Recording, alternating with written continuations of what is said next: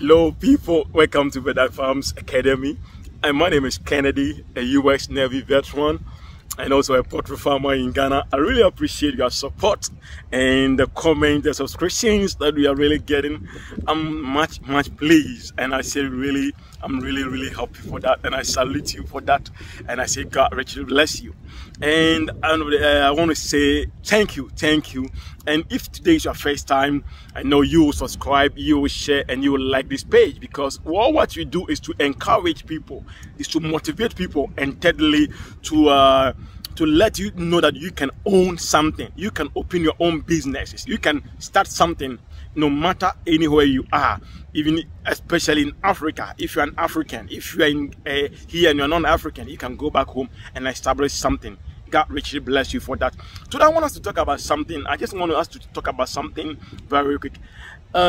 Things, if we don't take care, it can collapse the poultry industry. Things, if we don't put into very good context, it can collapse the poultry industry. Not today, not tomorrow, but in future. In future, we don't know the day of future. So one is what the uncertainty that is going on in Ghana right now. I mean, you may be in any part of Africa, maybe you're also having the same situation. Then you need to bring this thing that I'm saying to the elders, to the poultry industry people in your country.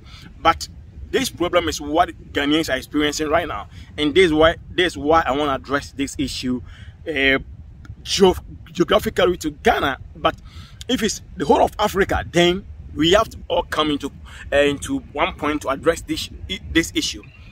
What is the issue? The point is, egg is continuously decreasing. Is it the first time? No. I have been in this industry almost getting to 8 years, 7 years going to 8 years. Is it our first time of seeing this? No. We experience this thing every year. Even last year was during the COVID, is where it get worse.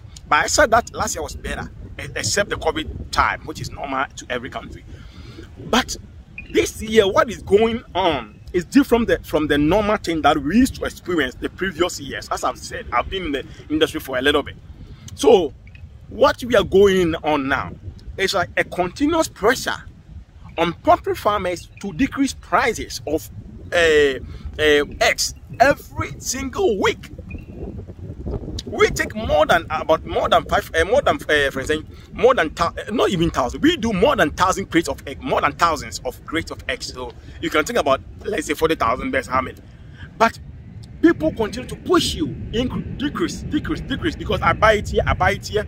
These people is selling here for this price. I'm not here to criticize anybody. No, I'm not here to put a blame on government.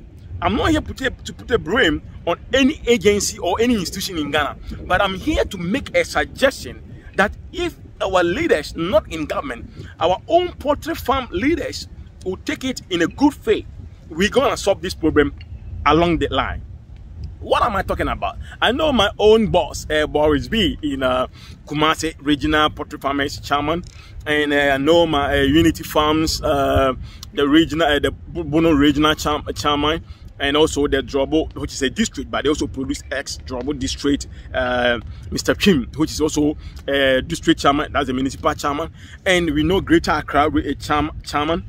You know, one thing that we need to do now to solve this issue that is going on. This is my advice or my kind of opinion as also a poultry farmer that I want to share to the leaders, that if we come together to solve it this way, we're going to have a very nice business along the way. Otherwise, the new business that are coming in, they will collapse along the way. Or some of them withdraw, because in future, 13 is going to get worse. You see, what we are going on we are going through right now is all the poultry farm, all the retailers. I'm going to talk about the retailers. Our mothers, our sisters, and our family members who are in the market, who you call the market sellers, who come for the egg from poultry farmers. They don't have any regulation. And we, the poultry farmers who are also selling the eggs to them, have no regulation when it comes to price. So I decide in my poultry farm, oh, today I can give it to you at 16 cedis. If I look at the market, oh, today buy 16 cedis. Next week, no, I want 17 cities. The seller in the market may also say, no, I want 15 cities. I can't buy it that way. Why is that thing going on? Because there is no precise price regulation or guiding any poultry farmer or any retailer or any market seller. So if they come to the market, if they come to the farmers as a poultry farmer like me, if they come to me, they tell you, oh, price on the market is now, there's a lot of eggs in the market. So they decrease the price of your egg for me. You know, it's not like we cannot adapt to their system, but we can adapt where there's no regulation. This is the point. If there is a regulatory body, let's say all the chairmen from all the regions, they come together. That's why I'm asking our chairmen from all the regions to come together to form a regulation that as a poultry farm or as a poultry farmer, this is the price we're gonna sell our eggs to retailers or the sellers in the market. So if you're a poultry farmer, maybe for pullets, the eggs, the smaller ones, we are selling it at maybe 14 cedis. Maybe P5, which is the same as the pullet, or let's go to P4. P4, we are going for maybe 15 cedis. Maybe P3, we are going for maybe 16.5 or 17 cedis. P2, what is it called? P3, maybe 17, that I said. Maybe P2, we are going for 18 cedis. These are the grade. The number I mentioned, P2, P3 is how they grade the eggs, and the poultry farmers will understand. So now, if we the poultry farmers, the poultry farm, but the chairman come together to form that rules, then they tell the same rules go to the retailers, the poultry, the sellers in the market. That if you are a seller and you are in a market, when you go to poultry farm and you buy the eggs at this price, when you are selling to the consumers, our mothers, our parents, our sisters who eat eggs, if you are selling to them, then you also add maybe 1 cedi or 1 cedi 50 pesos to every crate of egg that you buy. Then that becomes a regulation to bite all of us. But this is the point. They come to the farmers to buy the eggs from the farmers. When they come, they will tell you, oh, this person is selling it at this price, so you have to give it to me at this price. So you know that if you don't give it to me, and even at times they don't, it's not like that what they are saying is even true. And I don't want to say they are also what they are saying is even all the time not true, but it's our own farmers killing another farms. That is what is going on, people. So end of the day, what is the next argument on what I'm saying? Somebody can tell you, you are not the one who did my farm for me, I can sell it at any price. Good. If most of us continue to sell at the same price, that person will be also pushed to sell at that price. Because of the day, if all of us are selling 18 cedis, how many eggs can you as only a farmer produce to say I'm selling at 15 cedis? No, you can't sell it to everyone in the country. So then you may be running at a loss. So if everyone or if the chairman, they come together and form that prices, people is going to help us. Example is what the water sachet people did. People say the water sachet, or the people who sell the water sachet. Yeah, I think you know them. What they came out recently is like, if you're gonna buy water from them in their manufacturing place, this is the price. When they go to market, retailer sell this price. This is the regulation that we need. Otherwise, along the way, if we continue to do what we are doing right now, every seller is selling eggs at the prices he or she wants. Good. Every retailer or every market woman decide to buy the egg at the price she or she wants and sell it for her own profit or for any profit that she wants. Also, when this continues for a longer time, we are going to have a problem in the market. Because most people want to invest in poultry farming right now. And at the end of the day, if I'm a farmer, maybe a poultry farm who is having about 100,000 birds, if his profit is coming to, let's say, even 50 cedis on every 1,000 birds, if he's making 50 cedis of every 1,000 birds, multiply 50 cedis by 100, he get a 5,000 every week. Let's say 50 cedis. Let's say we go all the way to the lower bottom where we get 50 cedis per every 1,000 birds. He's going to get 5,000 cedis per every week. He's making that profit. 5,000 cedis is normal for him. He can just mingle around it. By you having 2,000 beds, if you make 50 on 1,000 beds, 50 on another 1,000 beds, that makes I get 100 cities. Looking at the amount you invest in a business, if you are making that amount, you're not going to invest in that business. See what I'm saying?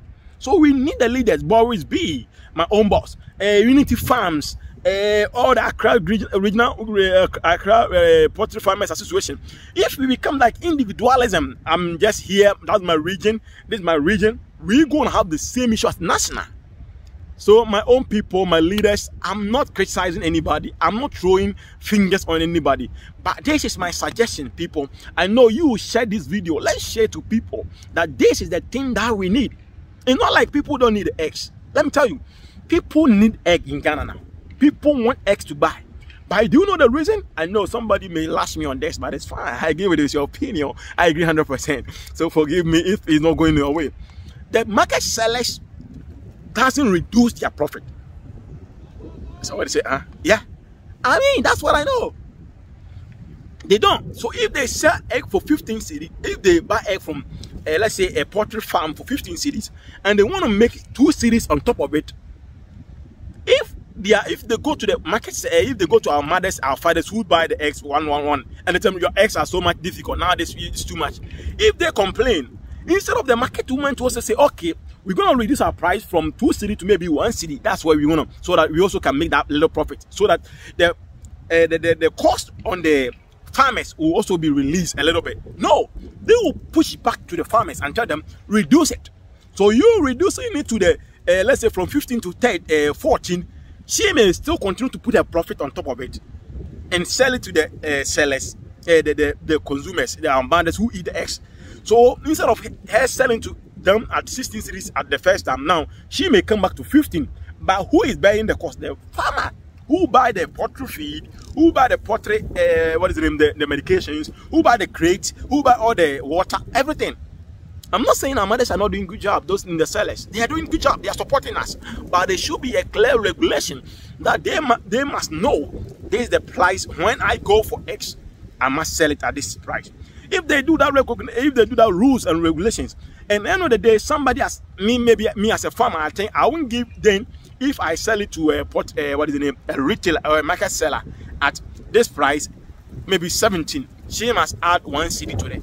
And I think I can go to the market and sell it at my own price. Then I go to the market and sell it. But if that is not the case, then I can give it to the market seller to go and sell it and get her 1 cedi on top of the crate. Otherwise, it will continue that way, and people will feel like I'm a poultry farmer. Now the prices are not going. I can't do anything. Let me move my eggs to the market. Then we, the poultry farmers, will start going to the market, doing don't come, 1 cedi, 2 cedi, 1 cedi, 2 cedi, and we are ending at a loss. A very lucrative business, because of due to lack of rules and regulations, we are killing the business.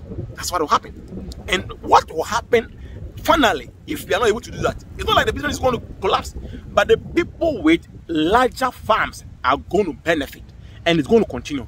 It's not like they're going to benefit, like they're going to make more profit. No, but their system, because if they make a little bit of money, it's good for them, and you're going to do that. People, I don't want to make this video very quick. I want to share to our leaders that they should make rules and regulations. Our poultry farm leaders. I know I'm talking to my own district, my own municipality, telling them these are the things that we need to do. I know they will bring it up and to the leaders, but do your part by sharing this video for me. Bringing this idea to the if you go for any what is the name, any poultry association. If you go for any of them, tell people these are the things that we need to do to save it. People, we are all poultry farmers. As I've said, about 40,000 birds, and these are hurting all of us. But can we continue? Every week now we are having eggs staying in our farms, because people think unless we reduce the price, unless we do this, what can you do? But maybe at times we sell eggs and we're having about 50 bottles, maybe 80 bottles sitting there, and people want the cheaper price. By the time you give it to the cheaper price, the profit is coming down. I get it. Can't we adapt? We can adapt. But is it going to save the business? No. That's what I'm saying. Not like we can adapt. Everybody can adapt. But adaptation will continue to push you. When you set rules and regulations, it ends everything.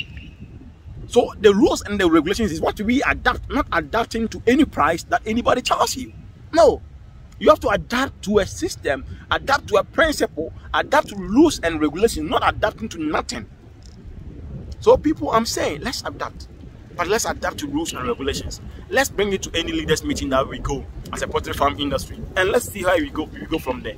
Thank you so much. My name is Kennedy. And I really appreciate for your support. I know you will share, you will like our page, and come here for any more videos. And I know Sammy is going to bring us more videos in the farms, teaching us poultry farms ideas. Let me address this. Last video, Sammy addressed something about Lasota, giving it to your poultry birds at every month to help boost their immune system against Newcastle. That's what he was talking about. Somebody complained like he didn't say it. I apologize, but I know we are doing best to serve everyone. But if it's not in your interest, sorry for that. But give Lasota to your birds every month to boost their system to fight against this virus, because it's a viral disease, which is Newcastle. When your birds get it, that's it. Thank you. This will be my longest video, and I'm sorry for that. Love you, appreciate that, and I say God richly bless you. Chase your dream, and money will follow you. Peace. Shalom.